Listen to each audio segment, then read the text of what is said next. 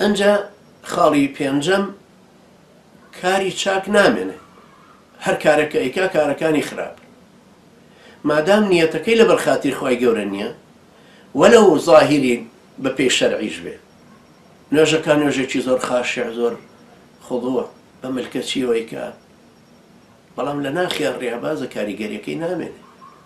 ئەو ئیشە چاکە کە زاهرن ئێمەی بینین چاکە، خی گەورە قبوڵی نەکرد، خی گرتووە خی گەورە وەلیەکە بۆ خۆی و کار و کردەوەکانی بڕۆ ئەو ڕێبازێت بۆ چێ کردو بۆ خەڵکت نەکردووە، بڕ بە خەڵک پێت بڵێن باش.